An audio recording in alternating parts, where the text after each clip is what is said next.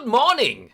Happy Wednesday, everyone. Welcome in to twitch.tv/Ice Cream Uploads. My name is Graham Day, and this man is wearing a beautiful hat. Well, do you know, it's Bibby. It's Bibby's fan. Bibby! I'll read. Yeah. Good morning. How's it going? Yeah, not too bad. Welcome in, everyone. If you're in the chat, please feel free to say hello. This is the last scoop of the week. We usually do this each and every single weekday at 10 a.m. ish. Although we are actually closer to 10 than 11 for the first time this week, so that's nice. We do this each and every single weekday at 10 a.m. ish on twitch.tv/Ice Cream Uploads, but not Thursday and Friday this week. I am AFK, so there will be no scoopage, but there will be this guy doing things for your pleasure. Not like that. Live on stream. If you don't know who we are, let me just go give you the nice introduction. My name is Graham. Obviously, I've mentioned that, and I've mentioned that this is Bibby. We are Ice Cream, and in true Ice Creamy fashion, this is The Scoop, your daily dose of news from the world of video games and beyond. Some people may say this is the UK's #1 video game podcast. We may be those people. You may be those people. We don't know, but it doesn't matter. It doesn't matter. All we know is that we are going to give you the biggest, the best, and breaking news from the world of video games and beyond. We're going to give you our thoughts and impressions on those stories, and want your thoughts and impressions on our thoughts and impressions. If you are live right now in the chat on twitch.tv/Ice Cream Uploads, please feel free to drop in with. Did I say your thoughts and impressions? I think I might have said thoughts and impressions. Anyway, it's important that you do, because we turn this into a podcast, a video on YouTube, and an audio podcast on iTunes, Spotify, SoundCloud, and Google Play. So make sure you get involved for everyone watching and listening on demand a little bit later on. Before we jump into the news, though, a couple of talking points. I will be quick because I mention them every day until we hit the milestones. We have a 2K giveaway on the very, very near horizon. We're like 27, somewhere like that. Followers away from 2,000 now. So if you are new here, make sure you hit the follow button, because once we hit 2K followers, we will start the giveaway. It's a nice little prize bundle for you, so you make sure you get involved. And as well as that, if you are a subscriber on the channel, we appreciate all of your support, which is why we have the loot drop. That's a monthly giveaway. The first Monday of every month, we will be giving a prize away that is exclusive to Ice Cream Uploads subscribers. So if you're a sub on Monday this week, this coming week, we will be giving away a copy of FIFA 21. So make sure you're in our Discord, you've linked your Twitch and your Discord accounts, and you could be eligible for that. So nice. Anyway, Bib, Wednesday. Yes. I'll read. Yeah. Hello. What did you get up to last night? Anything? Watched City dominate 3-0. Bosh. Another win in the Champions League. We're well on our way to winning it this year. That's a joke, by the way. And then finally finished Volta's Pass. Now, I'm a little bit confused with the Volta Pass, because when I was playing it last night, it said 3 days till the new drop, and then in a separate screen it said like 1 day, 18 hours. Now I'm not sure if the squad battles reset, so I can play for a new star. Like, I've got Anthony Joshua now, and I've got Kaká. I don't know who the star is going to be this week, or that's just times are just well out of whack. I don't know. Does everyone get Anthony Joshua, or is he a timed thing? Wear him. Oh, okay. You have to earn him. So I think every week. I think the battle pass lasts for like 2, maybe 3 weeks, but the squad battles last weekly. So we've had Kaká and we've had Anthony Joshua this week. I'm not sure who it's going to be. If it changes tomorrow or Friday, I don't know. But yeah, I've got them too. I've done the battle pass. So as it stands, I'm literally just playing for ranking divisions. I've got nothing to grind, but I'm having, again, the most fun. This time last year, I was talking about how good Volta was. A lot of people didn't listen, and now they're still not listening. So I need to put a shout out. People didn't listen, but now they also didn't listen. Yeah, I just FIFA Street was one of my favourite games. Like, maybe not the third one, but at least the first 2, and then the one that came out on the 360, like the remake. I played the shit out of all 3 of those, and this is just a better version of those. I haven't started the campaign, which is something that I probably will end up doing tonight, because I keep on coming up against Peter Schmeichel, and I can't get him because he's locked. So I want him, and then I've come up against Mbappe as well, and I couldn't unlock him. But both times I beat them. But yeah, and I'm looking forward to trying getting both of those into my actual team. Just want to shout out Kangaroo Dog, Mr. Alper, who I hope. Did you get your T-shirt, by the way? Have you received your Chicken for Charity T-shirt that we got from the PUBG guys for taking part in Chicken for Charity? I hope it turned up. I was meant to text him actually, because I asked him for his missus. I asked him for his address, and he said his missus was going over to Spain to go and see him. So he gave me her name, and her name had like 40 different names. So it was like he went right the way across the package. So I put all of the names that he gave me on the package as well as her address. So I don't know whether or not she's actually gone over yet, but yeah. That was the package to Princess Consuela Banana Hammock. I remember now. That was the one. That was the one. But I want to read out, brace yourselves, this is a long message that came along with Alpy's 7-month sub. It goes, yep, nice, thank you very much for that, appreciate the sub, Alpy. Hey. No, she didn't get it. Oh, well, you can have Bibby's t-shirt, it's fine. Yeah. It's fine. Let me jump back through the chat though. As Daniel, hey, speaking of PUBG, there he is. Hey, good morning, dude. Welcome in. Mr. GC, Gary Clark. Shout out to Gary Clark and the guys at Next Gen Base, by the way. Next Gen Base, you may know them. We do feature them occasionally in the Scoop. And we've also had Ben on for some live coverage as well. Well, they got themselves a PS5 yesterday, so GG boys, GG's. Yeah. Looking forward to seeing more PS5 content coming from you. Lake, good morning, dude. Mr. T, hello. Actually, do you know what? I can't do it. It sounds a little bit more like this. Wait for it. Hello. Oh, that was pathetic. Pathetic. Hello. There we go. Pathetic. Pathetic. Alpy says it's the thought that counts in it. Yeah, you know, we thought about you. Yeah, there you go. Well, I sent yours and Beans out at the same time, and Beans has got his, so I don't understand why that wouldn't. I sent it to the address that you sent me, so not much more I can do there, unfortunately. Honestly, Bib. I mean, do or do not. In fact, I probably could have just dropped it round the corner. I mean, that would have made perfect sense. But... You're locked down in that. You know, you've got to be careful. Yeah, well, exactly. Social distancing.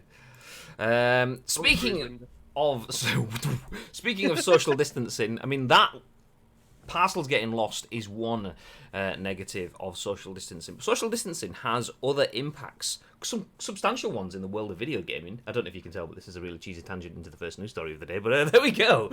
Let me jump into the split screen before we put a story on screen now. Okay, first news story of the day. You can probably guess it. If you had your eyes anywhere on social media yesterday, you will have seen a yellow block with black text on it, and you know what that means. It means that Bibby's wearing his dressing gown, clearly. That's what it is. No, it means that, well, as you can see, CD Projekt Red have announced that Cyberpunk 2077 will be delayed to December the 10th. This is written by Stephany Nunneley for VG247, and the article says CD Projekt Red has delayed Cyberpunk 2077 to December 10th. The Defenders? Yes, nice one. The developers of Cyberpunk 2077 have delayed the game by 21 days to December 10th. According to CD Projekt Red, the extra time will give the team time to prepare and test all versions of the game. This includes the current gen versions, PC, next gen, and Stadia. Quote within the article says, since Cyberpunk 2077 evolved towards almost being a next gen title somewhere along the way, we need to make sure everything works well and every version runs smoothly, said the studio. We are aware it might seem unrealistic when someone says that 21 days can make such a difference in such a massive and complex game, but they really do. The studio goes on to say that it's working on improvements that will be included with a day one patch. According to CD Projekt Red, the studio undercalculated. News of the Cyberpunk 2077 delay was announced on Twitter, and here's the notice. It says, embedded in a tweet that doesn't show because, cookies and that. We have important news to share with you, said the tweet, and then it had the yellow block text, which I will bring up separately. But we'll finish the article first. It does say, this is the third time the game has been delayed, with the original date set for April. It was then moved into September, before being moved yet again into November. Cyberpunk 2077 was set to release on November 19th for PC, PS4, Stadia, and Xbox One. So let's jump into the actual tweet itself. And there we go. This is the black on yellow box that I was talking about. It says, I'll read it out I won't read it out in full. I'll read the gist of it out. Hey everyone, today we decided to move the release date of Cyberpunk 2077 by 21 days. The new release date is December 10th. Most likely, there are many emotions and questions in your heads, so first and foremost, please accept our humble apologies. And then the end bit. Okay, this last bit down here. Some of you might also be wondering what these words mean in light of us saying we achieved gold master some time ago. Passing certification or going gold means that the game is ready, can be completed, and has all content in it. But it doesn't mean we stop working in it and raising the quality bar. On the contrary, this is the time where many improvements are being made, which will then be distributed via a day zero patch. This is the time period we undercalculated. We feel we have an amazing game on our hands and are willing to make every decision, even the hardest ones, if it ultimately leads to you getting a video game you'll fall in love with. Yours, Adam Badowski and Marcin Iwinski.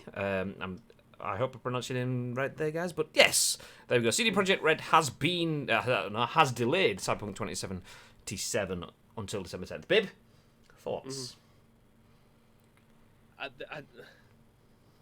There's so much that I want to say about this, but I think it would be a 6-hour podcast. First things first.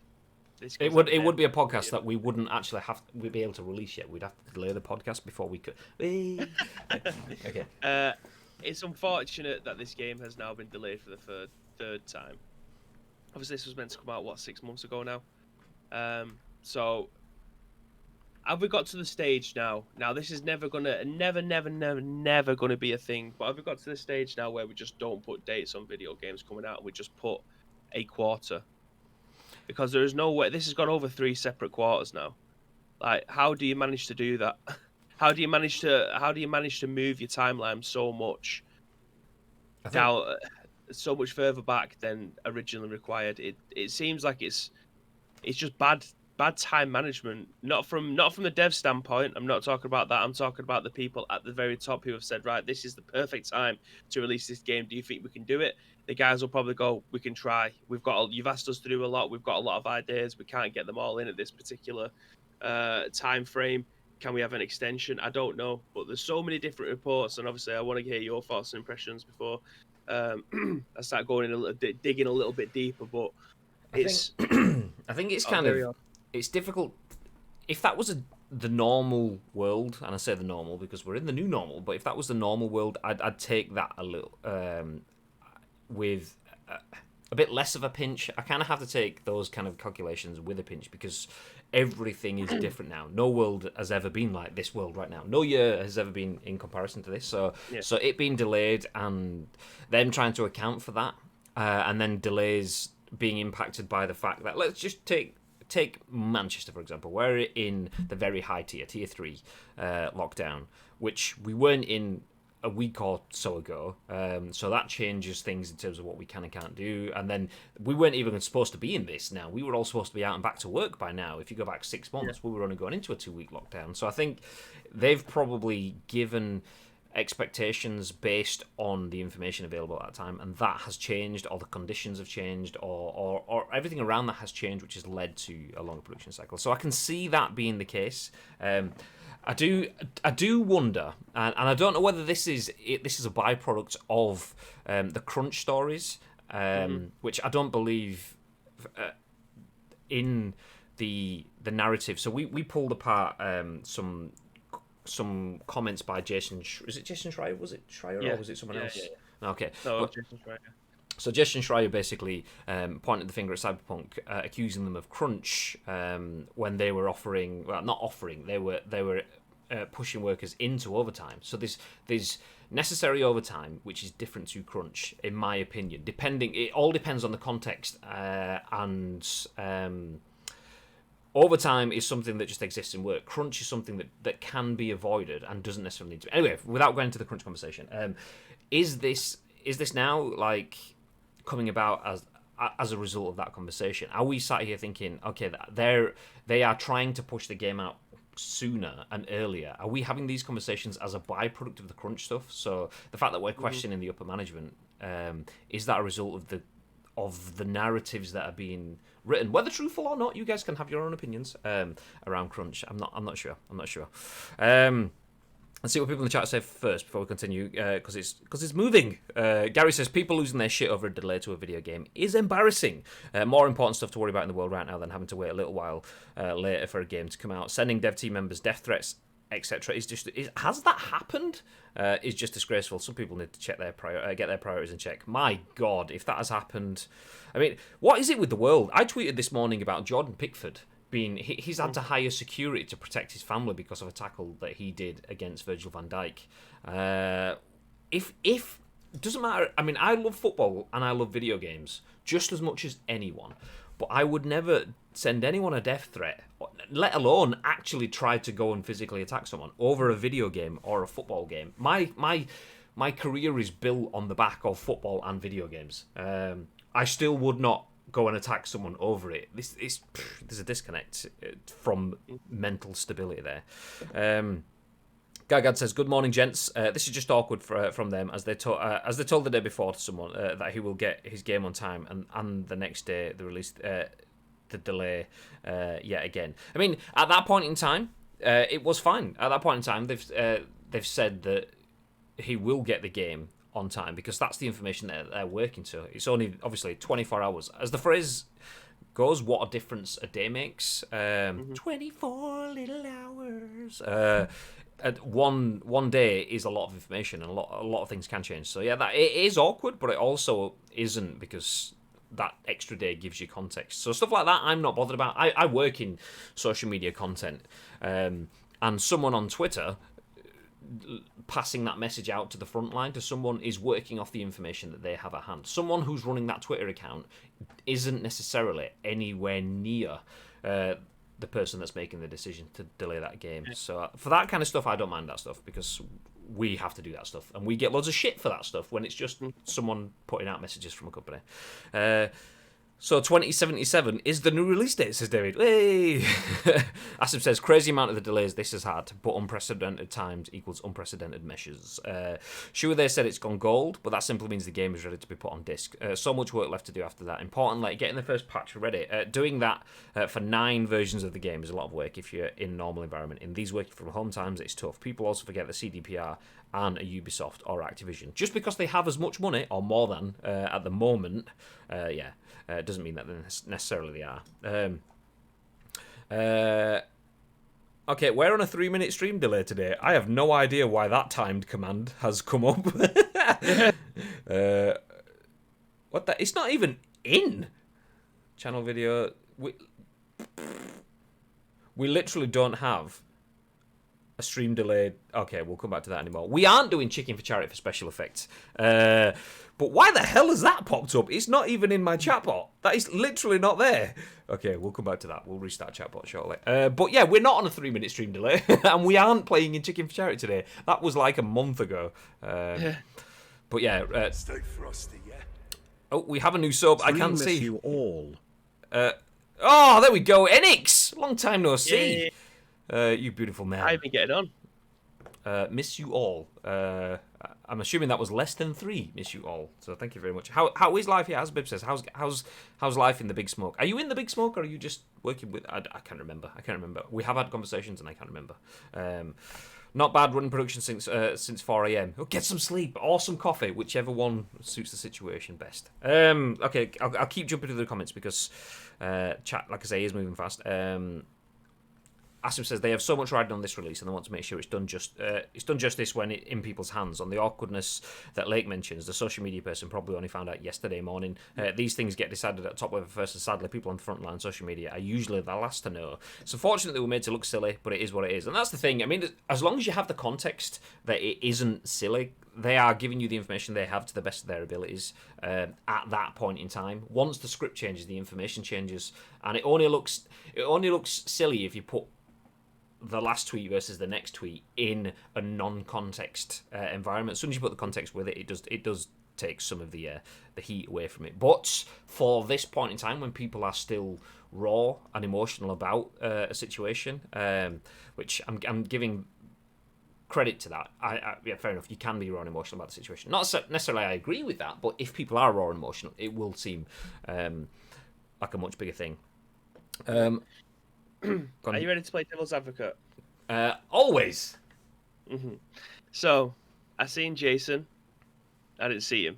Saw his tweets yesterday, and he was. I don't want to say he was feeling a bit smug about himself because he'd already been speaking to people at CDPR, and we picked apart his article last month. But he's now claiming that people are still working. Now, I'm not sure if this is true, but he was saying that a lot of the staff are working 100-hour weeks leading up to this. One, is it possible to actually work 100 hours in a week? Because that would probably leave like 4 hours of sleep, and that doesn't even bring into context eating, having a shit, driving to and from work, and then seeing your family. Two. Did you say having a shit? Yeah. I thought so. I was like reading the chat, then I was like, I swear he just said having a shit. Well, if you sat at a chair for 16 hours, my God, are you going to need a big shit? It depends what kind of chair you got. Get yourself a commode. Jump to good and papa. And two, has it been right all along? I mean, good question. Good question. So for those of you who don't know, Jason Schreier is, depending on your stance, either a good journalist, a good investigative journalist, or someone that understands how to get clicks. Let's put it that way. He understands that sometimes a bit of controversy sells, and he is no stranger to controversy. He is a very good journalist. He's also very good at creating, not necessarily moral panics. I suppose he does create moral panics, depending on your opinion. Anyway, he gets people talking, whether it's about the facts in the story or whether it's about a little bit of sensationalism. All perfectly acceptable, depending on your stance. But yeah, Jason Schreier has been pushing a narrative without so much as facts. That's my issue. I am against crunch. I'm not against the good old British working hard mentality. I mean, I work in social media. There is 9 to 5, and then there is your social media 9 to 5, which is, okay, mostly 9 to 5, but possibly all the time.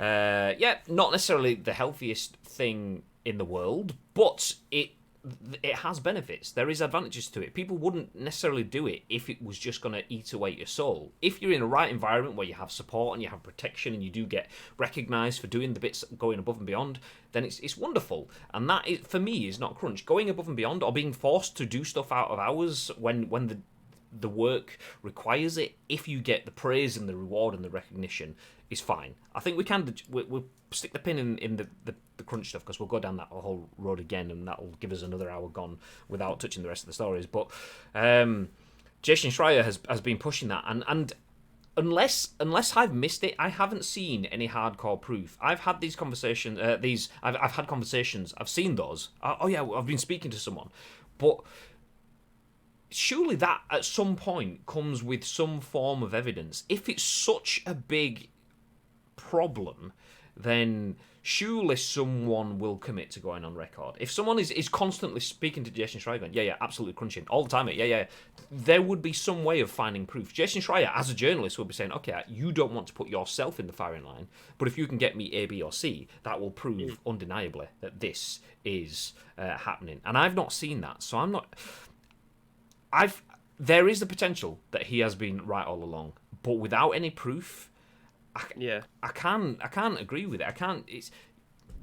I can't call them guilty without any proof that they are guilty of extortion and oppression in the workplace. I'm not sure I agree with that.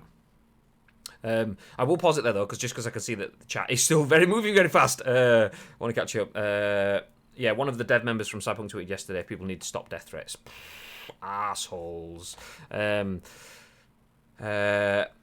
says, having to arrange for hundreds of employees to have equipment set up in their homes, the impact on the effectiveness of daily stand-ups and communication ability as a whole. Having to then also deal with the impact that COVID has had on morale and health also dealing with consumer internet when updating bills, merging, then setting up usually office VPNs to service centers and the like. 100% agree. We are doing the scoop right now from home. This at times can be challenging. Let me break it down to really simplistic terms. I had to install NVIDIA RTX Voice because I have neighbours, and sometimes gardeners, lawn mowing, and things like that, which interrupts the sound quality of the stream. I know that's not crunch, but that's me having to find solutions to problems that I have. And this is just for a podcast, a video game podcast that happens in the morning. Now, times that by a bajillion, and then that is what you've got when you've got developer situations. Sometimes we've had to stop and restart the scoop because my internet shits itself, because everyone is using the internet right now.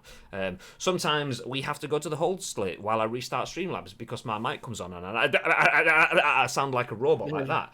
These are little issues that we have to find our way around that wouldn't be happening if we were in the studio on our dedicated business line with all of our hardware and all of our fail-safe procedures built in place. When you're at home, it's not as secure, and in that sense, anyway. So, Mr. T, gifting a sub to Mr. Robo Daniel as well. Daniel, enjoy the sub. Thank you very much, Mr. Hero. T. See that? Hero. Game knows game. One industry guy to another. Thank you very much, Mr. T. Much appreciated. Enjoy the sub, Dan. So yeah, we're at home. We have to deal with this shit. Video game developers, I mean, that's just in the scoop. In terms of us so that's Ice Cream, as Jelly Media, we have to do a lot of what Daniel has said. We aren't video game developers, so we don't necessarily need the same level of shared networks, being able to access live code builds, or different developers work in different ways. We don't need any of that, but we do need access to our servers. So we needed all the VPNs and everything set up. We needed PCs to be sent out to people that don't have access other than a mobile phone or a tablet at home. So we've had to do all that, and we are nowhere near in that sort of depths. And we took a hit on productivity internally. Nothing for our clients as such, but if you are delivering a product that is public facing, that has the whole world on it, you can't deliver something that's subpar. And in today's environment, with all of that factored in, it's got to be incredibly difficult. No other game right now has as many eyes on it as Cyberpunk 2077, so you can't afford for that to be a flop, because that's your whole business gone. 3 weeks isn't a long time. No, not at all. I think more people are pissed about the going gold statement that was made last week or whenever it was, because they thought, I've seen people tweeting Holly, mentioning that they've actually got dispatch messages, which is absolute bollocks, because why would they get dispatch messages for a game that comes out it was meant to be 3 weeks from now, and it's now going to be a month and a bit. It would never have been that early anyway, but the going gold usually means, well, obviously we all know what it means, but that you're going to be getting it sometime soon, and obviously that's now been so retailers, I imagine within the next week, will have this landing at their stores ready for the release date. So technically there is going to be copies out in the wild that people are going to be playing. I can guarantee you now, within the next 10 days, we're going to be getting leaked footage from this game. We're going to be getting leaked gameplay all over the shop, because they will be in shops. Someone will manage to find a way to manage to get hold of this game and play it and record it and post it onto your social medias. And I think that's what people are probably going to be a little bit pissed about. But what can you do? It happens with pretty much every single game. There was a bloke last year, it might have been the year before, that managed to get PES like 4 weeks before it came out because of some shop distributors. The distributors managed to get hold of the game, and he'd platinumed it. It was that guy who's got the world record for all the platinums. It was him that managed to get hold of it, and it was just, his social media blew up because people were going, "Oh, show me the Algerian national team," or "Show me what Juventus team looks like." There's no day one patch. Like the roster was pretty much the same as last year. Yeah, they've just got a few different faces and a few different shirts on. The shirts are a different colour slightly to where they were last year. The black lines and the white lines have moved over a little bit to the left because the shirt's different. That's it. People go wild for that shit. Like, people enjoy. There's going to be a knob joke in here somewhere, but people enjoy the little things. And having a game like this, and I'm going to put my arse on the line here. 10 days from now, you're going to be seeing stuff from Cyberpunk, because this game will be in retailers' hands, and people will find a way of getting it. The worst thing is, you have the potential for... I always forget, what is it, Mass Effect? Was it Mass Effect Andromeda that had all the weird face issues? Yeah. So you'll get a Mass Effect situation. CD Projekt Red have released the game on disc.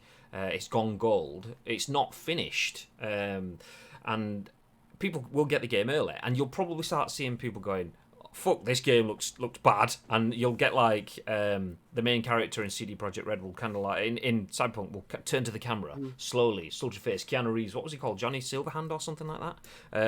Turn to the camera, and then he'll just go like, and it'll be like face break, and it's like, what the fuck? But that's why it's been delayed. It's not being finished. Let me just speaking on the subject of delayed. Let me bring this up. This is a tweet that Spike, I don't know if he's in this morning. I haven't seen him in the chat, but Big Zombie Monkey did share this, and I commented it on it earlier on. A tweet from Jeff Keighley, who usually has the right message for video games. I'm not sure. I don't agree with his sentiment here.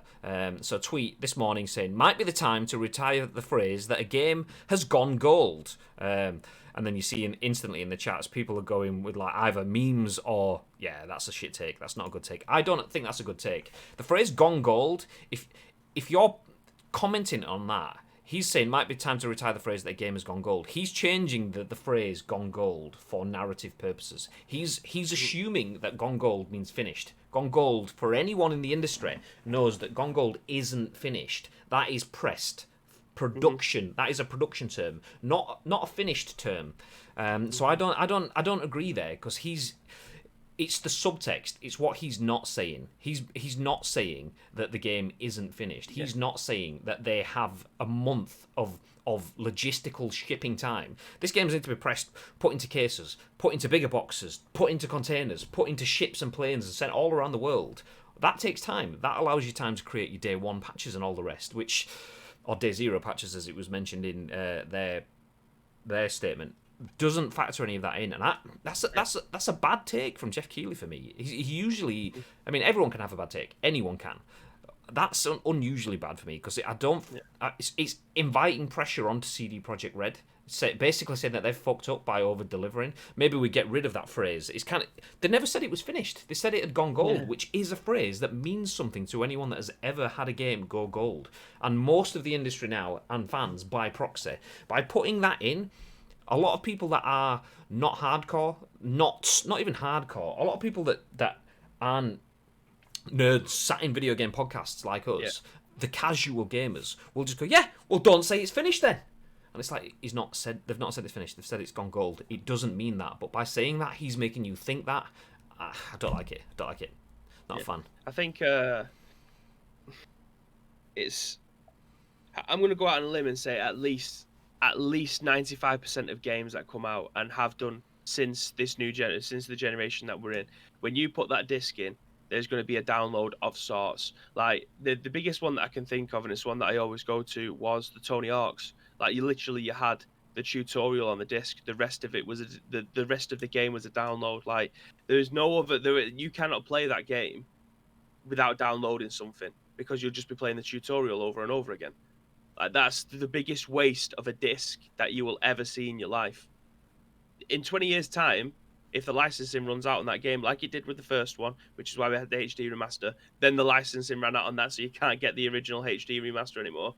If you have a copy of that disc and you try to play it in 20 years' time, you're just playing the tutorial. Like you ain't getting the rest of that unless you're downloading something. If the licensing goes, you're fucked. You can't have it. You need to keep it. Very much like the PT stuff. You can't re-download that now. If you got it on your console, sell it, because you're going to get a lot of money for it. But yeah, that disc means absolutely nothing. So we're getting to a point now where day one patches, or in this case, a day zero patch, is an absolute necessity. Like you said, the going gold statement is 99% of the time a production term, not you're going to be getting this in the shop anytime soon kind of statement. Sorry, you're not going to be getting this in your hand anytime soon, because obviously still need to consent to the distributors and however else. So yeah, I'd rephrase distribution term to the to the people who are going to be selling the game to you, not to your hands. Exactly. Mr. T says openly, I have friends at CD Projekt Red, so maybe I'm biased, but man, these people have and are still working damn hard. All they want is for the game to be as perfect as it can be for launch, and people to enjoy a game that they've worked on for so long. 100%. We've probably got shared people that work at CDPR. Plus, you worked for a company that was based like just over the water from them, so no doubt you'll have people that work there. But even still, taking that bias away, that bias shouldn't necessarily be there, in No. my opinion, in terms of people are trying to do a good job. You can't hate them because it's not the job that you want it to be. A job is a job. It's as simple as that. Sometimes a contractor will tell you that it'll take you 2 days to get something fitted, and then it's going to take 3 days. As long as it doesn't cost you more, it just is what it is. It's all right, babe. Don't get emotional. It's fine. It'll be here in it's only 3 weeks. I thought I'd rub my eye, and I think I've just rubbed a bit of like sleep in it or something. It's killing me now. I'll jump through the chat then while you get emotional. Lake says, "I hope from all of my heart that the game is perfect. We all do too." Your best chance. It says, "Kind of has to be now. People are really disappointed, but I'm pretty sure most of them understand." I think most people will, and I think you've seen quite a lot of things. A lot of the social media sentiment behind it is, 3 weeks, but you know what? We've waited long enough. It's worth it. Or it'll be worth it. Or it's only 3 weeks. Or it's coming out 3 weeks after console launches, which gives us time to play through Miles Morales and I can't remember. I was going to say the Xbox one. That's the two worlds combined, but I can't remember what it's called. The one that looked a bit like Alien-ish or whatever. But anyway, we'll get time to play through all of those games. So there's all that sort of stuff too. For anyone that stops and looks at it with a bit of perspective rather than just angry tweeting. But yeah, Daniel says, anyone who wants to take personal insults and threats to a game dev is a pathetic human being who prioritises their own gratification over the health and well-being of those working in gaming. Change my mind. Mic drop. Exactly, that's the one. Who is driving to and from work during COVID? Yeah, only 1 day a week. We still have an office full of staff though. Yeah, we have not all in at the same time, which is why we're only in 1 day a week. But there we go. We do have an office that is open on a rota basis, so it still does happen. But yeah, even that is an example. That is acceptable social distancing in a workplace that has taken the necessary social distancing contingencies and making it safe. We still are only in 1 day a week. That, despite being in, is impacted. COVID still has an impact there. It's as simple as that. Multitask, drive and chat at the same time. Well, maybe I do. Good morning, Salty Dog. Remember the impact that working from home has on your ability to properly separate work time and home time. Absolutely. That's the thing. How many times have you just gone, oh crap, I didn't send that email? Usually, not necessarily usually, I probably would send that anyway, but now I know that I can just go, whoop, turn the PC on, send the email, jobs are good. Oh, I've got another email, I'll have a look at that. Oh, I'll send this as well. And then before you realise that you've spent 20, 30 minutes into it. It's only 30 minutes, but that's 30 minutes where you are back in work mode. So yeah, there is impacts of that sort of stuff. There is also a difference in terms of that constant connection is alleviating for some people as well. So there's not necessarily, I'm not necessarily in the camp that always being able to work is disruptive, but it can be if it's not managed 100%. David says, as Eric Bischoff says, controversy creates cash, or in this case, clicks. See, Eric Bischoff knows his stuff. Asim says, Jason Schreier. So we are going back in for a bit. The chat has moved pretty quickly as we have been waffling, as is always the case when big stories. Jason Schreier, most of the time, has an agenda when it comes to this type of thing. Yes, with some insight I have, people at CDPR are working long hours, but trust me, they are not being forced and they are being well paid according to Polish law. As I mentioned earlier, majority putting the work in to release something special. And that's it. We've spoken about the end result being that a game gets released that these guys have shares in, so the better success for the game, the more they get out of it as well. In that sort of sense, it's not. It's almost trying to apply the Activision story. I think Jason Schreier had a lot of success covering Activision and Bobby Kotick being paid like bajillions, whereas they were getting rid of staff at the bottom end and trying to condense roles so that multiple people, so people had to do multiple roles but only still get minimal wages, and he got a lot of success with that. I think he's trying to create the same sort of narrative around CD Projekt Red, which is fine if CD Projekt Red deserve it. That is honest journalism. Creating narratives isn't. That's harassment and targeted defamation of character. NXPVP says, I do 24/7. Unfortunately, with the games industry or esports, you're contactable all the time. Like last night, being contacted at 3 in the morning, or when we had to do E3 prep or launch prep, it went to 18-hour shifts at some game companies. It does. I mean, and that is not great, but it's also not all the time as well. I mean, I don't know. Maybe some people would be extremely against that sort of stuff if it's in context, getting up at 3 o'clock in the morning, or if it's in context, working an 18-hour day. I don't mind that sort of stuff. Is it perfect? No. Do you work at 100% potential when you're working 18 hours in a day? No, you do not. But sometimes your 60% self is enough to get a project finished, which allows you the time to reap the rewards and relax later on. So as long as there's balance, I'm not against that sort of stuff. It has to be in context, though. That phrase taken out of context. I don't mind people working 18-hour days and having to get up at 3 o'clock in the morning is shit. I understand that completely. But in context, yeah, sometimes it's the phrase that I use all the time. It's the egg that needs to be broken to make the omelette. Sometimes.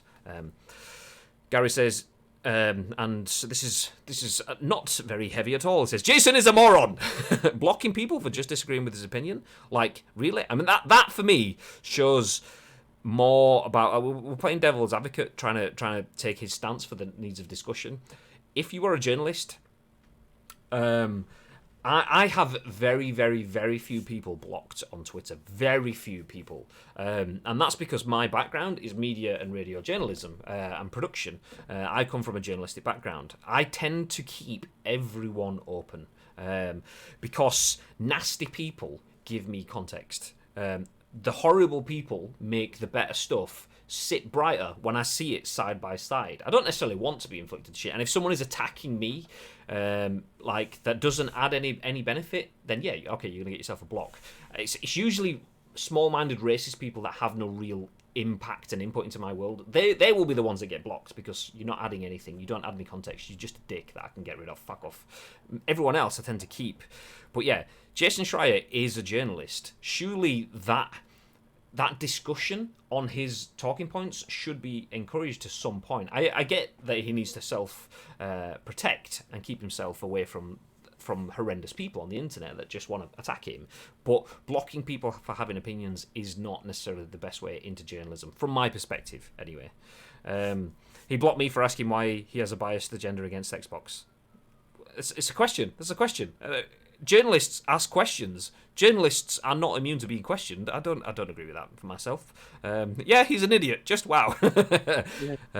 Death-threatening people are just sad, lonely people seeking attention. It's people that probably have issues themselves and they are just projecting. Obviously, it's a very generalising statement, but yeah, potentially.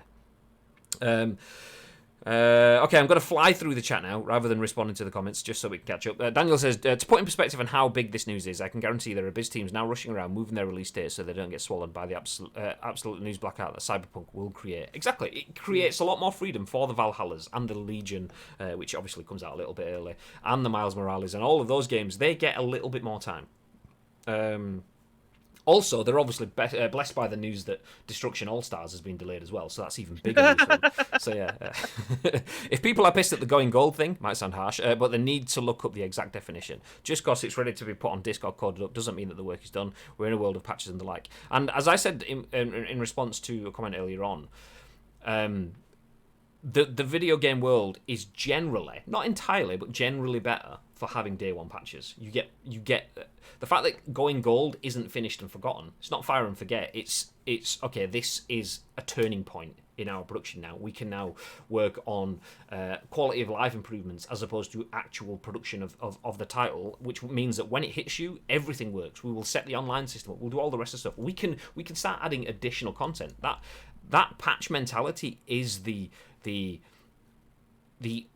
I want to say the live service element, so, not even for live service games, but that's where we get the DLCs and all the stuff that keeps us playing 3, 4, 5 years down the line. Without having that, if it was just as soon as it's pressed, it's done. You are playing on your Sega Master System or your Mega Drive. You're not getting updates. You're not online. What's the point? We've got all of this ability. It benefits the industry, so might as well go with it. Gary says, so true, baby. Those independent stores will be lapping those copies of Cyberpunk up. 100%. Yep, exactly, Mr. C. Not quite the same as making a gold disc for music pressing. Asim says, that take from Keeley is just facepalm. I mean, he's got himself 884 retweets, 143 quote tweets, and 14,000 likes, so that's what he's doing it for. That's his currency. So he's playing the game. I don't agree with it. This is someone that will be talking at the Game Awards. I'm calling it now. Someone take a note of the date and time that I say this. At the Game Awards in December, there will be a bit where, yeah, games, ooh, and then we'll go to Jeff Keighley stood suited, hands in front of him, in front of not the audience, but whatever backdrop he's got in his studio, and going, let's just take a time to recognise the creative effort and work from the development industries across the games industry. Like, celebrate the games. He'll do something emotive like that, and it's like, okay, that's contrary to what you've just said there. That is a huge contradiction. We don't need to retire phrases that have gone gold, because it means something. Stop changing it for your narrative and then praising people when you're slapping them with one hand and then stroking them with the other. It's not the same thing. I don't know. No. People are confusing Gone Gold with Gone Platinum. Dan, we're not allowed in unless 1,000% necessary, and even then, not allowed to be consecutive days. Yeah, I mean, we don't do consecutive. We do have some staff that do consecutive days anyway. But yeah, we generally. It's probably stupid, to be fair. But there you go. That's UK laws. We as long as we have. It's more bodies per mass in terms of the mass of air. I got a lot of mass. Yeah, you goddamn it. It's fucking freezing in the office, so we have to have the windows open all the time that we're in there, and it is freezing now in the UK. So that was a. I keep on forgetting to take it hoodie in as well, so I'm just sat there with a t-shirt on, fucking freezing my tits off. So yeah. Gary says, if you block me, G-Man, I'll find you. But not online. Oh, what a wanker. So let's go back then. So CD Projekt Red has confirmed that Cyberpunk 2077 has been delayed until December 10th. So that's 3 weeks. And for those of you that have your birthday on December the 9th, then unfortunately you're not going to get Cyberpunk in time for your birthday. Sorry, babe. For those of you that have your birthday on December the 3rd, then you're definitely not getting it. But you get it a week later, so it's all right. If I pre-order this, it may come a day early. Who knows? Touche. It's very possible, because they will be there. If they've already started shipping, they will be there. That means, though, that this game is more likely to be in people's hands a day or two early. Just because it's not a case of... there is a delivery... not system, but... I can't think of the word. Principle. Let's go with principle. It's not the word I want, but there is a delivery principle called JIT, J-I-T, just in time. So basically, game stores get their games just in time for them to ship them out, so they don't have to have massive warehouses and everything sat there. So the fact that these will be there mean that they will have to take up a little bit of floor space for a little bit longer, which means that they will be ready to be thrown out of the door, which means that you are probably more likely to have the game a day early, just because they're going to ship it to you to make sure it's there in time. So yeah, babe, happy birthday to you. I've never watched The Online Gamer on YouTube. Like, they've only just started redoing new episodes. It's been what feels like an absolute eternity, but this is like way back when this guy that's obsessed with Call of Duty, and then he gets a job at a video game store, and I think it's when Black Ops 1 came out. So that they ended up getting the shipment like 3 weeks early, and he literally does everything, begs, steals, and borrows to try and get a copy of this game, even though it's in the back. If you haven't watched The Online Gamer, you need to watch it. It's hilarious. It's held up well, considering it's been going for like 12 years. It's held up incredibly well. But yeah, that's what it kind of reminds me of. There's just going to be copies here, there, and everywhere that people are going to be able to visibly see on a shelf in the store cupboard somewhere, and then not be able to play. Yeah, just like when you kind of like stood there and the guy opens the door to the back room and you just see them all laid out on the shelf. It's like... Anyway, that's enough of that. Let's stop talking about single-player games. Let's jump into the next article where we talk about single-player games. As Michael Beckwith for Metro says, Xbox boss... See that? Nailed it! Hey! Nailed it! Enough time comes true. Xbox boss, twice, plans further studio acquisitions, wants more single-player games. Hopefully it doesn't say it again in this article, because I don't think I'm going to get it. See, I can't even say article now. Article. That's how exciting I am. So, a new Phil Spencer interview reveals his desire for stronger first-party support and a more diverse selection of titles for Game Pass. So, yeah, that's one thing that I've started doing. It's always Game Pass. But now I keep calling it Games Pass. I just can't stop it, even though it's not there. I'm reading it, there's no S there, and I still had it on in my mind. Phil, I'll say it again in full. A new Phil Spencer interview reveals his desire for stronger first-party support and a more diverse selection of titles for Game Pass. Microsoft's acquisition of Bethesda is an undeniable boon for the company, and Xbox head Phil Spencer has again suggested that more will follow in the future. In a recent interview with Game Reactor, Spencer was asked if he was content with Microsoft's current lineup of titles. Spencer, in response, expresses a need to further add to Game Pass and implied that Microsoft will continually be looking to acquire more studios and creators in order to provide new games for it. As Game Pass continues to grow, we need to continue to feed that subscription. So, with that growth we are seeing, I expect we will constantly be in this mode of bringing more creators into the fold, he said. He also admits that he felt that Microsoft wasn't doing enough to support his first-party studios, even since the later years of the Xbox 360, especially since he was head of first-party at the time, a feeling that's no doubt partly responsible for the Bethesda acquisition. I had this feeling or belief that we were underinvesting, and I was head of first party, so I felt it directly. I wanted to invest more, and we weren't able to, he says. So, when I got into this job, I needed to put the business in a good space. My mouse wheel, I keep doing that, scrolling well off the page, but anyway. So when I got into this job, I needed to put the business in a good space while getting the support of the company. And then we built a business model that prioritized investing in content, knowing that we would have to invest early and wait a while for those investments to pay off. Spencer makes it clear that he wants to see a more diverse library of games available on Xbox, and especially on Game Pass. He believes that Microsoft is lacking in terms of first-party E-rated games, games suitable for all ages like Minecraft, and while others are pushing live service titles like EA's Anthem or Square Enix's Avengers, he doesn't want one game dominating Game Pass. The last thing I want in Game Pass is that there's one game that everybody is playing forever. That's not a gaming content subscription. That's a one-game subscription. That's World of Warcraft, right? He adds that he sees the value in story-driven single-player games, even name-dropping Don't Nods Tell Me Why, as he says he wants to see more single-player games from Microsoft. So for us, having games in a subscription that have a beginning, middle, and end, and then they go on to play the next game, maybe those are single-player, narrative-driven games. I just finished Tell Me Why, an amazing game from Don't Nod. Those games can be really strong for us in the subscription. In many ways, they're actually better than one or two games that are soaking up all the engagement in the subscription.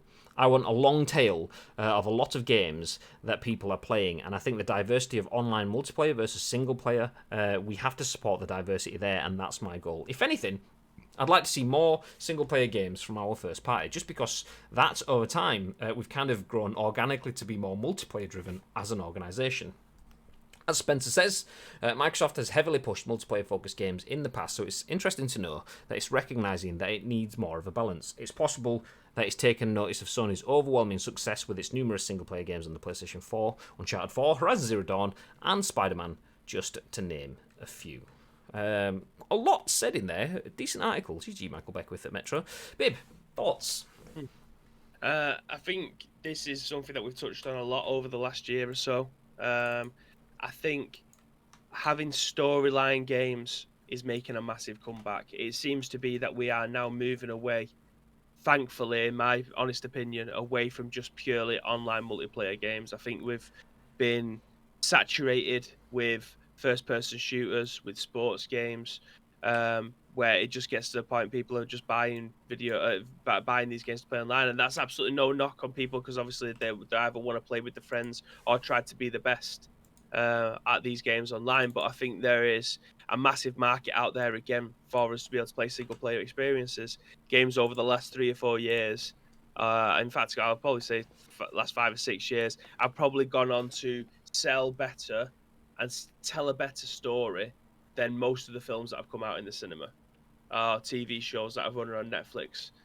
These storylines in games are just as absorbing, just as engaging as any other media, whether that be music or film or TV series. So I think having a massive catalogue of single-player, story-driven games, that doesn't mean to say that just bring one out. It still needs to be written good. It still needs to have a good story behind it. It can't just be a single player game where it's not a good experience. having a game that soaks you in, brings you into the storyline, makes you actually want to care about the characters, about the story, and about how their experiences expand between yourself and the character. I think that's a massive gap in the market that needs to be filled, shall we say. I'm glad finally that the multiplayer bubble is starting to pop.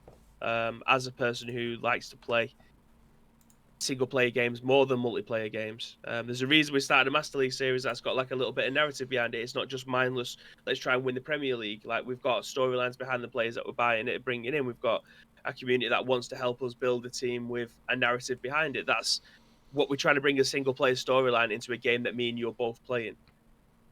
So for me, he's making the right decision. Not just trying to have a saturated marketplace full of just 2 games that are just multiplayer ones. If you had Call of Duty, Battlefield, and I don't know, FIFA into your Games Pass, people are only going to play them, I think. No, I agree. It's good to see Xbox branching out, because it's easy to get distracted by the majority games. I mean, I own it, so I don't necessarily need it. But if I had Xbox as my primary console and I was playing on Xbox, I would play on that one multiplayer game. I would be playing on PUBG, which is available via Game Pass, and that's where I would spend all my time. But that's because I don't feel there's enough single player things. Stay frosty. I can't see it. Gary is gifting a sub. Hey. Where's it gone to? Madge! Hey! Enjoy, Madge. Thank you very much, Gary. You beautiful people. Thank you very much for the gift this morning. Thank you very much. I've mentioned it before quite a few times. I will mention it again. Obviously, we do work in the video games industry. We work for Jelly, which is where the ice cream name comes from, Jelly and Ice Cream. But ice cream is something that we aren't paid for, so the subs do help support the channel, so we very, very much appreciate anyone that does sub or gift. It means a lot. Thank you very much. Cheers, Gary. Cheers, Mr. T, as well. Enjoy the sub, Madge. Yes, I do like the idea that my continued service, my always on games, will always be there in something like Game Pass, but I don't necessarily. The biggest win for me for a Game Pass would be to give me the oomph games, the games that really add some meat.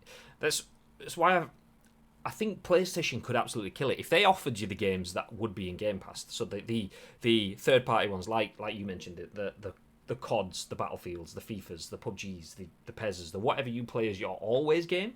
If you can get those alongside your beef games, forget the always games and beef games. These are fully accepted industry terms, by the way. So if you don't know it, then the problem is you, not me. All right, fine, chill out, mate. So your beef games are the games that beef up the offering from a first party. So we've got the Spider-Mans, the God of Wars, and so on PlayStation. If Xbox adds that, then it becomes a much bigger powerhouse. And if you start getting that from first party direct, not third party, so you have exclusives that are in Game Pass alongside your continued service games, suddenly you have a very, very weighty proposition. I believe PlayStation will start this generation stronger. I believe PlayStation may even win this generation, air quotes, by the way, because I don't necessarily like that phrase. But I think Xbox, I mean, this is just something that confirms what we've known for a while. Phil Spencer has confirmed that they want more single-player games. They have just bought Bethesda. Okay, yeah, great. But we've known that they wanted this for about 5 years now. They've been building their studio base to the point where they were well behind Sony. They are now almost twice as many studios as Sony has, with some really big acquisitions along the way. So in 2-3 years' time, I don't expect the offering to be much. No, I do expect the offering to be much more substantial from Xbox, including first-party single-player games and multiplayer games. If we're not seeing narratives as deep and as powerful as The Last of Us and things like that from Microsoft, I would be massively surprised. I mean, just look at one of the stories that we haven't included today is that Assassin's Creed has a series coming to Netflix. Ubisoft will be earning a shitload on that. CD Projekt Red has had a series come to Netflix. That clearly had a massive impact, not just on their profit line from that itself, but in terms of selling more copies of the game, in building the demand for CD Projekt Red's next title, Cyberpunk. That will have all had a huge say into it, because you're crossing further into the mainstream, into a whole new genre. And Sony are doing that. So what was it? Is it Sony Productions, Sony Media Productions, or something? Which is their brand that is running the Uncharted movie, that is going to be running the HBO series of The Last of Us. Sony are already on that. Microsoft are usually the ones that have their fingers in other pies. I would not be surprised, in 3 years' time, if Microsoft don't at least start teasing the launch of their first big single-player campaign. With a view to, okay, how do we get this onto Netflix or Amazon Prime or wherever? I would not be surprised if that's happening. Lake says, thanks for today's scoop. I'm off. Thank you very much, Lake, for dropping in. Always a pleasure to see you, dude. Thank you very much. Thank you, mate. Scrolling back up a little bit. Xbox boss-ish. It was ish. I love how the fuck. Cheers, guys. I love how you all just instantly jump in to take the piss mode. Mr. T. Xbox box. Gary. Yeah. Xbox box. We need an emote for Xbox box. I can fucking say it then as well. Oh, yeah, we'll get one made up. An Xbox box mode. Yes, nice. Mr. T says ish, not Mr. T. That's someone else. That's completely different. It was Show. It says ish vibes. Morning, Show. Hey. As Gary shouts, Mr. Influencer is in the house. Madge, I better get ready for the bots again. Fuck's sake, Show.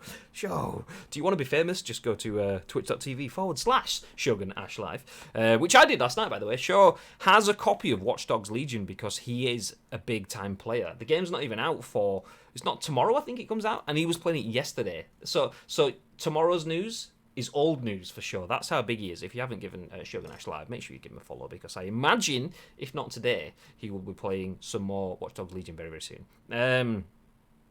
Sony nails the story-driven games, in my opinion, says Gary. 100! Absolutely. Meat and Potatoes Gaming is the story single-player game. Good to hear that Mr. Spencer wants more of this again. 100 again.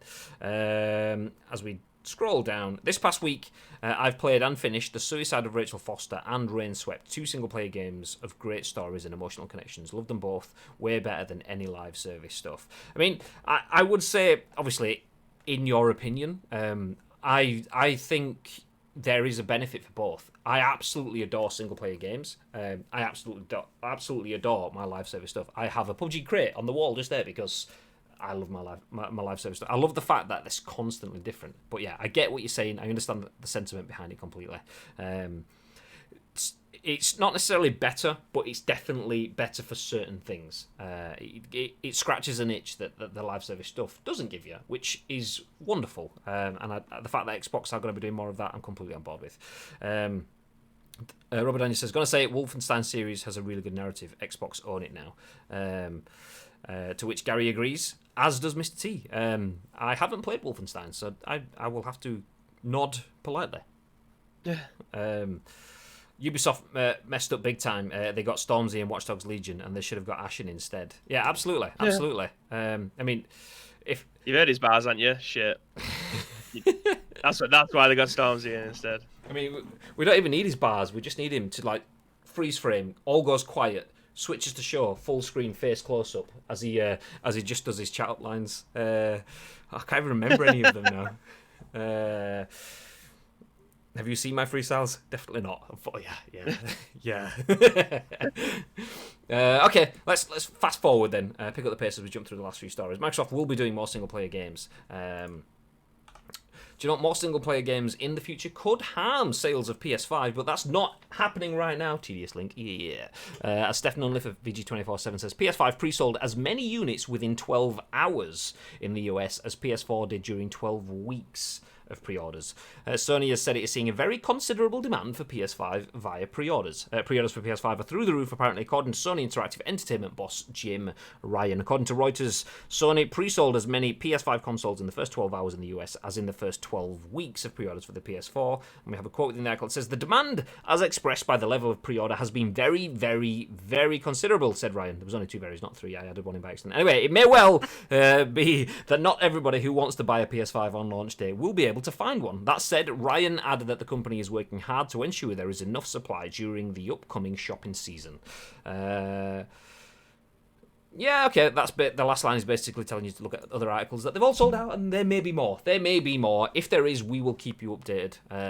Obviously, keep your eyes on websites like Stock Informer, where you can get updates when they do come back in stock in a number of retailers across the UK, or wherever you're watching from. But yeah, unsurprisingly, a console that has been rumoured about for about 2 to 3 years and has been spoken about for the last year, and we're only just getting the tidbits of information leaking out up until launch. Unsurprisingly, that long period of hype has led to a huge demand, and the lack of supply has meant it's all gone, which adds to the demand. So all consoles have gone. There will probably be more, but expect there to be not enough at launch, which is pretty much what we've said for the past 9-10 months, Bib. We kind of expected there to be shortages, and there is. So it is what it is. But yeah, it's nice to see. It's nice to see that. It's not nice to see that people can't get their hands on consoles, but it's nice to see that there is a huge demand, and video game can satisfy a huge gaping hole that a pandemic can leave in your life. So GG video games. I've got a question for you though. Oh, go on then. Let's go. What makes this a more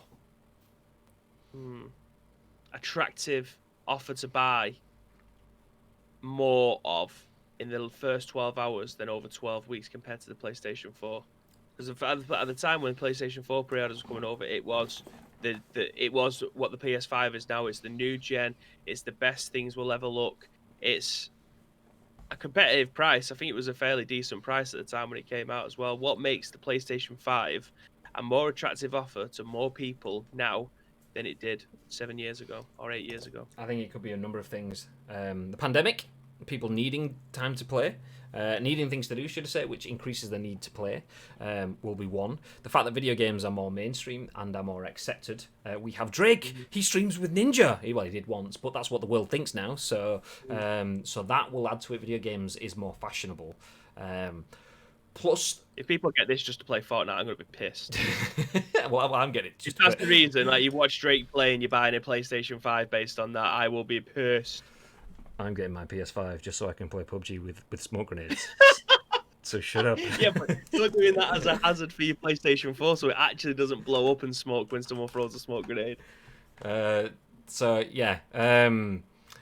I think those kind of bits. I do feel the smoke and mirrors approach, which, whilst it has been you cleaned your PS4 internals, I have. Yeah, the only thing I need to do, which I just don't want to do, is the thermal paste element. I think it's a manufacturing defect. So I've had the lid off. I've taken it out. There's very very little dust in. My PS4 is only a year old, but I think it's just that there wasn't enough thermal paste to put on. The heat sinking of it was a bit. Ugh. So yeah, it's just sat here. Just to the side of me. Not for much longer. Yeah, not for much longer. It's going to go back downstairs. But yeah. T-minus 3 weeks, baby. There she is. She's kept in a reasonably aerated space there, but it doesn't matter where it is. It just, as soon as I get on certain menu screens in certain games or so on, whatever. I'm going to butcher the way that I phrase it, but it was the way that Mark Cherney described it is that consoles compute in triangles and rectangles or something like that, and the triangles require more processing power, and on screens that have more triangles then it can feck up, which is why certain loading screens, which you might think are not very demanding, will make your console crash. I'm not trying to teach Daniel, by the way. He works in video game development, so he probably knows more than me, but I'm just explaining for everyone else. You shut up, man. Yeah, stop mansplaining, bitch. But yeah, I think certain screens, I could be playing PES, and in the football game itself, it's fine. In a menu screen, when I sign a player, which is you'd think is not intensive, my console's like, so I have to turn it, quick, get off it on something else. So. But yeah, all of that rewinding, all of that sort of stuff in terms of the pandemic, the demand, and I think the smoke and mirrors element of the marketing of the last year, the fact that people don't know what it is has led to more people having eyes on it. What is it? When does it come out? How much does it cost? It's literally out in 3 seconds. When does it come out? I mean, you just said it's out in 3 seconds. How do you know? How much does it cost? That whole confusing thing has had more impact on building the hype train. And then if you add to that things in the summer. Like maybe someone's gone, I'll just buy a Nintendo Switch for the little one. Yeah. And then can't buy a Nintendo Switch because they don't exist. It's like, oh, fuck, okay, well, as soon as the Xbox comes out, I'm getting that bad boy. As soon as the PlayStation comes out, I'll have one of those. I think all of that has probably led to the demand. And I think this is the first time ever we've had such a long tail story leading up to there not being enough consoles. There's not going to be enough suddenly makes people panic. And I think that panic buying has been instilled for months now, so I think that will have had an impact on it as well. That only came in the last month of the last generation, I think. As far as I remember, I didn't see there being an issue with getting my PS4 until that launch window. I was like, okay, there's not going to be enough. It's like, fuck! This time, it started 6 months ago, so yeah, I think that's probably a bit of it. Anyway, one final story. Let's jump into this one. One for people that might be playing FIFA. Bib, this might be for you. If you're going to be streaming FIFA anytime soon, are you going to be streaming FIFA anytime soon, Bib? Yes, hopefully tomorrow. Ooh, there you go. Nice cheesy tie-in. But FIFA 21, if this is actually going to show up on screen, there we go. FIFA 21 now lets players disable all music to avoid streaming copyright infringements. You're not singing anymore. Nice tagline from Yin-Poole. Once again, he loves it. Absolutely smashes it out of the park every time. This is Yin-Poole at Eurogamer. It says, FIFA 21 now lets players disable all music to avoid streaming copyright infringements. The option was added as part of Title Update 3.1, which is now available on PC, PS4, and Xbox One. The option comes following a controversial purge from streaming platform Twitch, which is deleting videos in response to pressure from the music industry. Streamers have been forced to clean house, erasing their work that in some cases amounts to years of content. We do have an embedded tweet here. I'm going to read it because it looks almost like it doesn't jump back into it, but this is from Devin Nash, and it says, "It is insane that Twitch informs partners they deleted their content and that there is more content in violation despite having no identification system to find out what it is. Their solution to the MCA is for creators to delete their life's work. This is pure, gross negligence." I agree in some sentiment, to some of that sentiment. But FIFA 21 has a raft of big names on its soundtrack, including Dua Lipa, Tame Impala, Charlie XCX, Disclosure, and Stormzy. Because of this, streaming the game with the music on runs the very real risk of DMCA takedown. While FIFA 21 and previous games in the series have let players turn off music in certain parts of the game via settings, this new option is a catch-all toggle that offers peace of mind to streamers.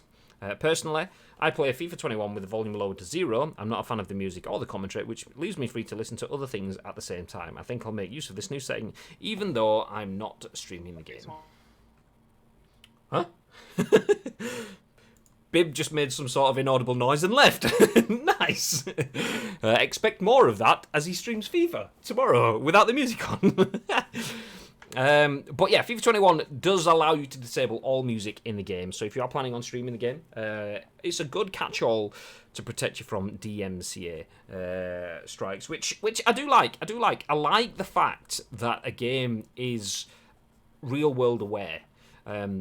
It's a nice thing in general to see that games are aware of what's happening in the world, and it could be political things as wide sweeping and as important as the Black Lives Movement, but it could be something in that is for video games almost as important in terms of the content creation industry. I know it's not anywhere near as important realistically, but in terms of video game stability, content creation industries hold up that industry in some elements. So the fact that the video game is instantly reacting to that and allows you to just squash all music, and as it says within the actual article itself, I don't know if we can make this image bigger. There we go.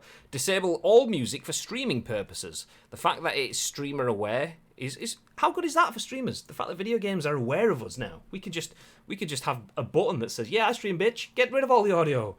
But yeah, what are your thoughts on Wesley and Poole, Bib? Personally playing the game with absolutely no volume whatsoever. Thoughts? He's not got any volume. It's just okay. You keep moving your mouth, and I'll put the words in for you if you want, Bib. Sportman United. Hey, good lad. There we go. Oh well, there we go. Bibby's just not got an opinion on this. I mean, it's not surprising. It's not surprising. Let me kill that, and that.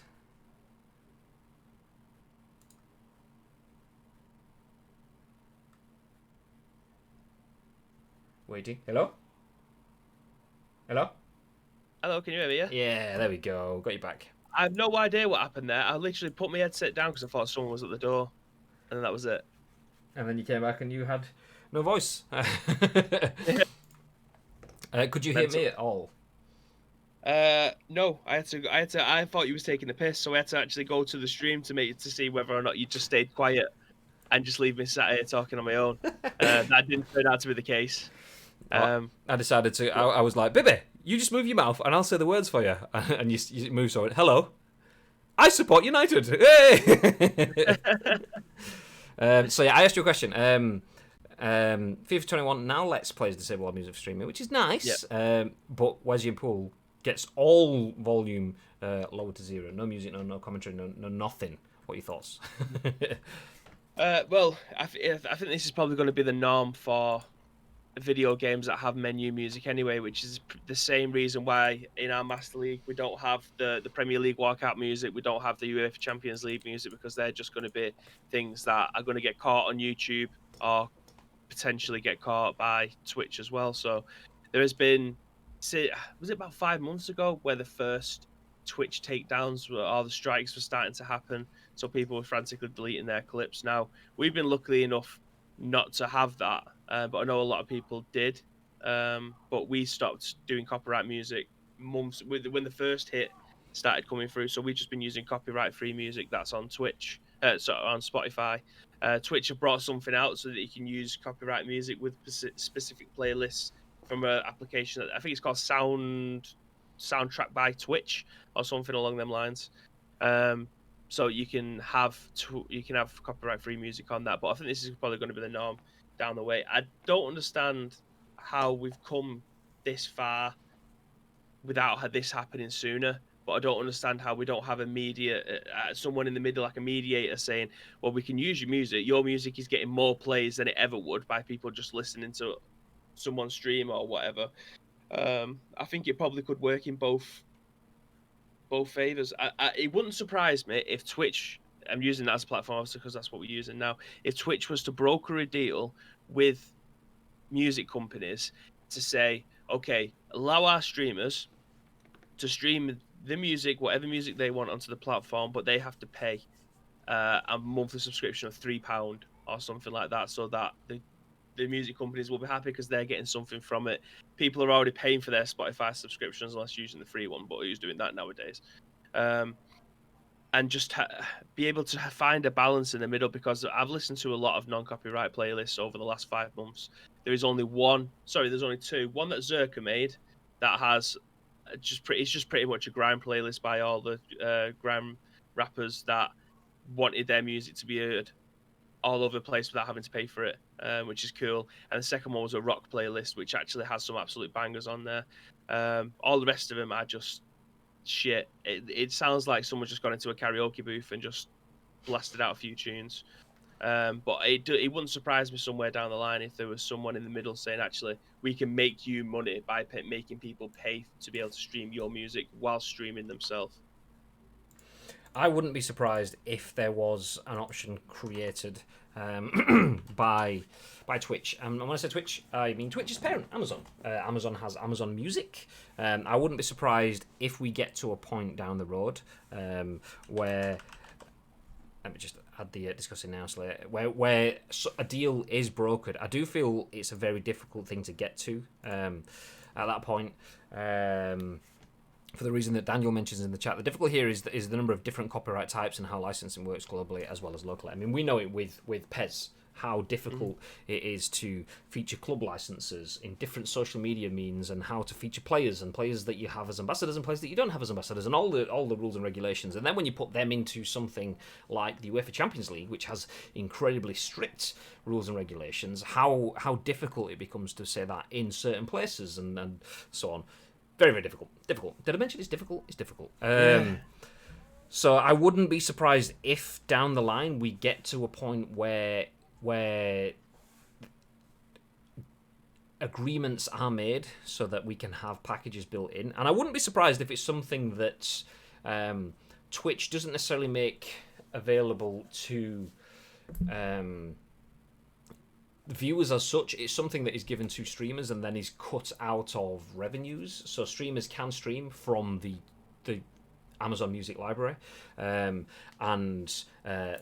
you don't pay extra for it. It's just something that Twitch puts in, but you get the benefit out of it from your you lose an extra couple of pence on every subscriber that is made across the industry. The cost is then amortized across the whole of Twitch, so that one big wedge of money gets given to all of the record labels or whatever. Wouldn't be surprised if there was that. The other thing that does come to mind is separate streams. I wouldn't be surprised if we get to the point where streamers essentially don't play music that they're listening to. The downside with that is you get a disconnect. So say if I'm sat here and we have Rhythm is a Dancer comes on, absolute banger of a tune, and I'm starting going, the freestyle bit comes in the middle. Let the rhythm ride you, guide you, sneak inside you, set your mind to move.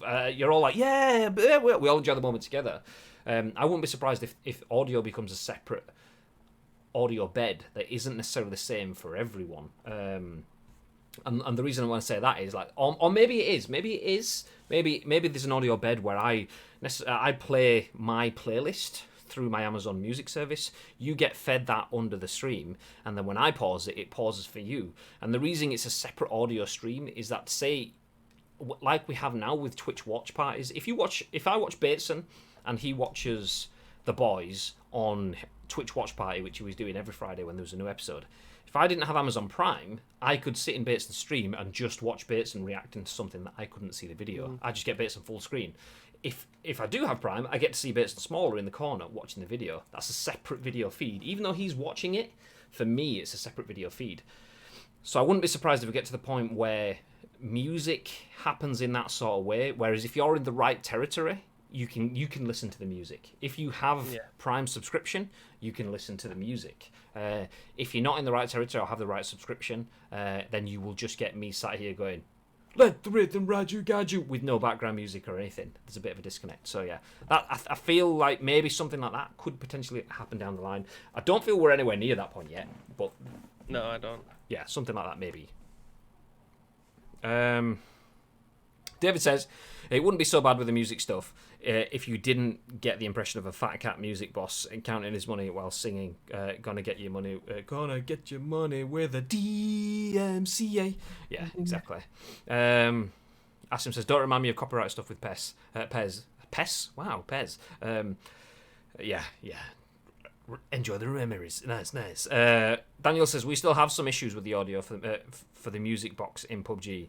The system was not designed for digital media. The music box in terms of the one that you press the button in the looks like a suitcase. That one. Is that what you mean? Oh, the record player. Yeah. Oh, really? Interesting. Is that not just the same sort of thing as having the car radios on in the game? Or is that you still have the same sort of issues with that as well? Mike, good morning. He says hola. Just in time for us to finish things off and get set for Masters of the League. My background before gaming was live studio entertainment production.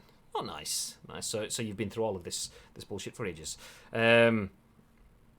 Gary says, oh wow, apparently Watch Dogs Legion is temporarily bricking Xbox systems due to a bug within the story. Ouch. Really? Damn. Well, we'll cover that on the scoop, but not tomorrow, because there is no scoop tomorrow. Show says, I remember getting a content flag for daring to qualify for the Champions League live and stream in Master League. I've seen that so many times. I remember trying to sort an issue with the Midnight Kid when he was like back in his infancy on. Can you hear me, babe? Hello? Yeah, but someone keeps on banging somewhere, and I don't know if it's someone at the door or next door's putting a fucking picture frame up. It's sending me under. It sounds worse than that.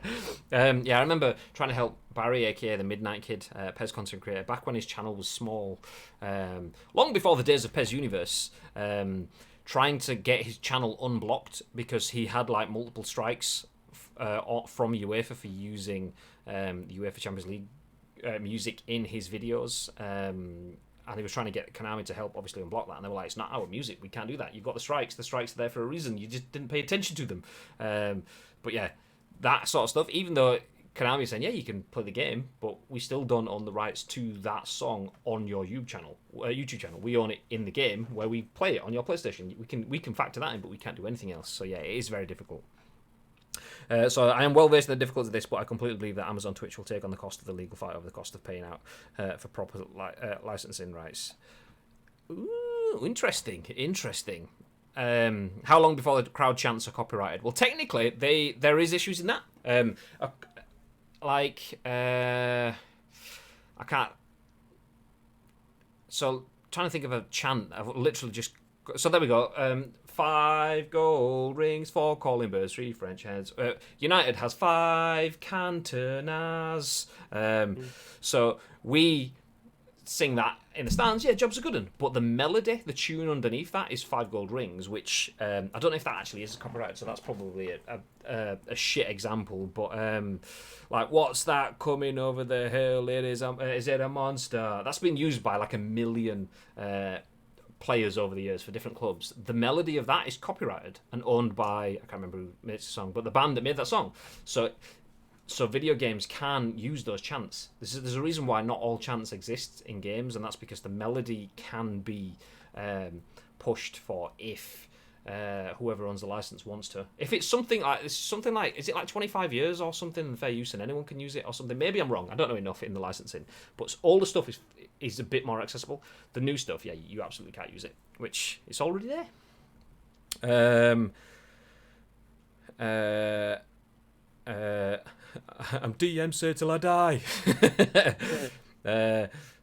They are the West Bromies. Some technically are copyrighted. You'll never walk alone must be copyrighted. I wouldn't be surprised if it is, but like I know there is something in terms of time, in terms of so long you can start to use stuff, but I don't know what it is or how. It could be something completely different. But 5 Gold Rings copyright ran out centuries ago. Exactly. That like that's 12 Days of Christmas. I think that is one that it can be used anywhere. I think it's something to do with age. Once a song hits a certain age, it can be used or something like that, but I don't know the exact rules on it because that's just a bit shit in terms of... Happy Birthday's licensed, isn't it? Yeah, someone owns the rights to that, yeah, one dude, but yeah, I don't understand where it is. I mean, I don't want to understand it because that's let's face it, it's a bit boring. But what? So you're telling me we cannot do an hour podcast special on copyright-free music? Not Happy Birthday. Not copyright-free music, but when you can use copyright-free music, how many years after? I got a content flag for using West Brom's Liquidator chant during my intro in a Football Manager series. Unlucky. Ouch. Also, recording of people saying those chants has a different copyright and license as well.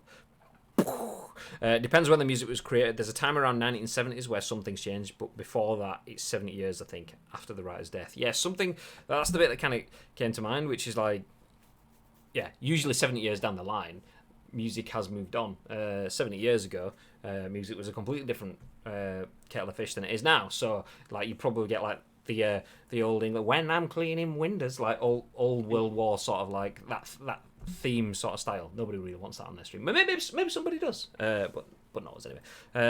But that changed recently, I believe, and caused outrage. That wouldn't surprise me. Speaking of outrage, there would be outrage if we continue this much longer, because it would mean that we'd have to push back the start of Masters of the League, which is going to be happening after this. So we will wrap things up. Once again, thank you everyone for being in the chat. A nice, healthy chat going this morning. We appreciate it when you guys are all in here sharing the stories with us. Some big news to jump through as well. Obviously, the PS5 has sold as many units within 12 hours as it has done as the PS4 did in 12 weeks. Cyberpunk 2077, which was the lead story, has been delayed until December the 10th. The ex-boss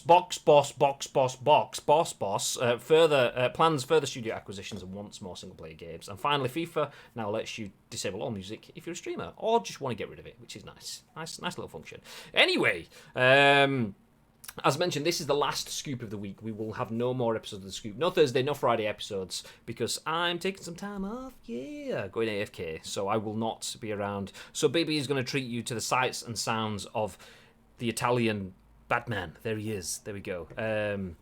I feel like I need some sort of overlay. So at the push of a button, I can just give you like the bat mask, and I don't know, maybe something very stereotypical and generalizing for being Italian, like I don't know, Super Mario's mustache, or a hand that pops up doing the like. Oh, yeah, you know what I mean. You know what I mean. If you're listening on demand, then it's fine. You understand what that hand is because you know what Italian stereotypes are. Anyway, forgetting stereotyping and badging people into one stereotype, let's finish off with wrapping up the show. We are going to disappear.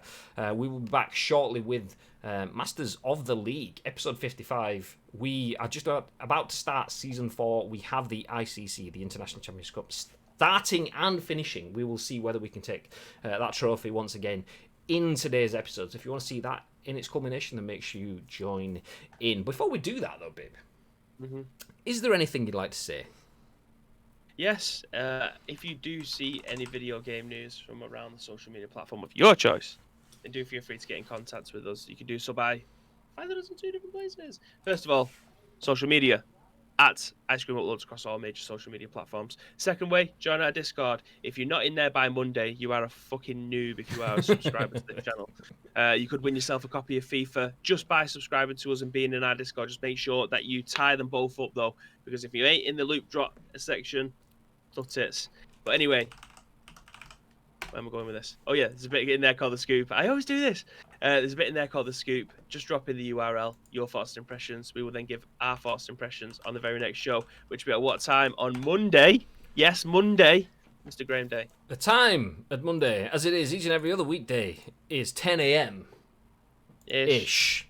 3 ishes in the chat.